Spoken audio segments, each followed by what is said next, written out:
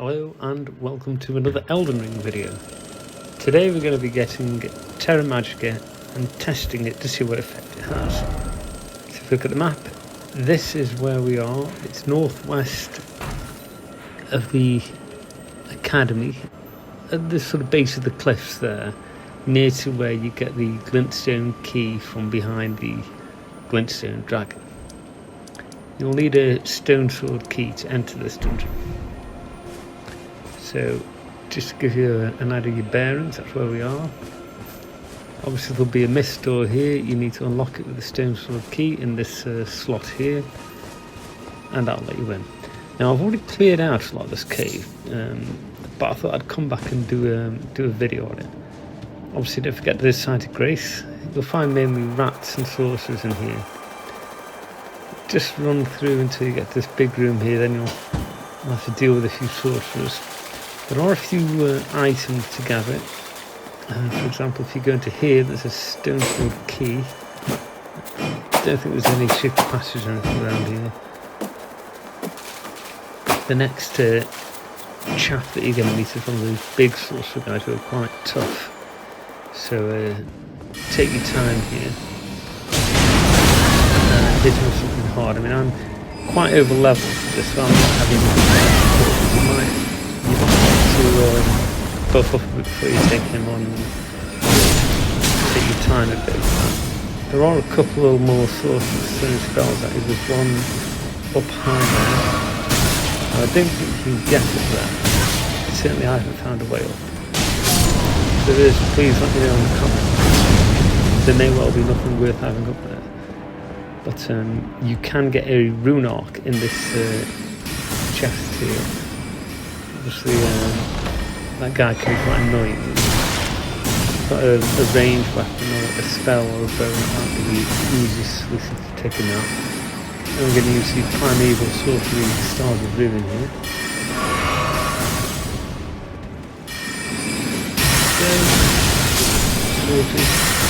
The next task is the Crystallian duo boss. So as with all the Crystallian bosses in the game, if you're struggling, it might be worth changing to a weapon which does high bludgeoning damage, like a hammer, mace or club, something like that. Again, I'm not going to worry about that too much because I'm slightly over leveled for this dungeon. We're on new game here and it doesn't really expect you to be level 300 to do this. It's just something I miss and I'll come back to do because I'm trying to clear the map and everything.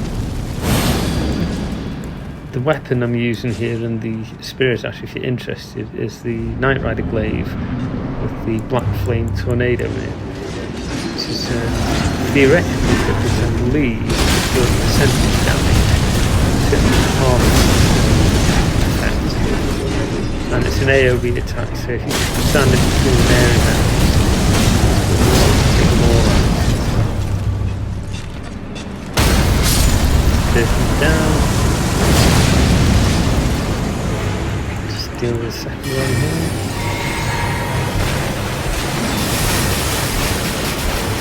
Line yourself up.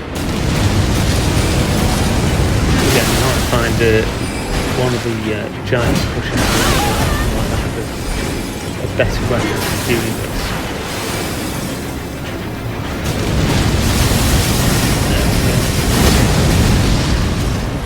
One more good one should do it.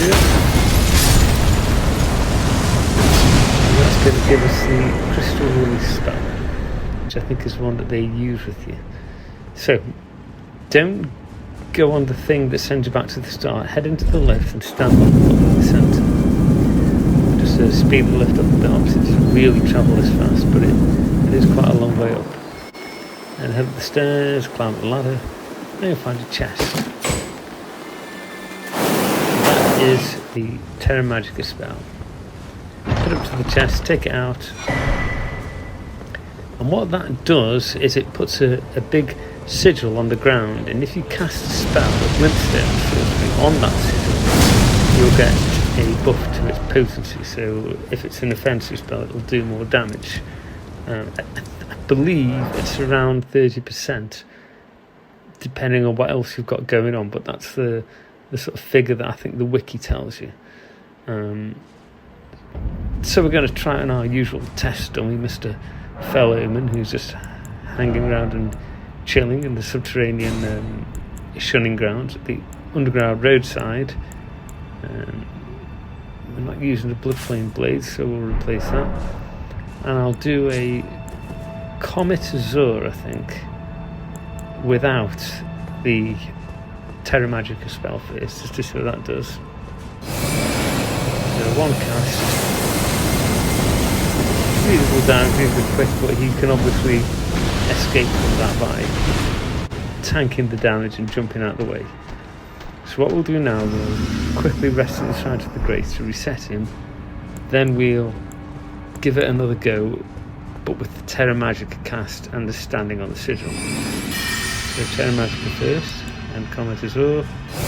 Everything's exactly the same. The damage seems to be much quicker, and it seems to be... he seems to find it a lot harder to escape from that. So that's the difference. Obviously, you can't be mobile while you're casting the spell. You have to stay on the spot. So you might find it's very situational in terms of usefulness. We'll do a Stars of Ruin just to test that. So there we go. That's what it's taking him down with just the spell 1806. Now we'll do another Terra Magicka and we'll try the same spell. And that should give you an idea of what the increase in damage is. So we had 1806 before. 2435. So that looks like it's nearly a 35% damage, which is about what we expected. Thanks for watching. Don't forget to like and subscribe for more Elden Ring content.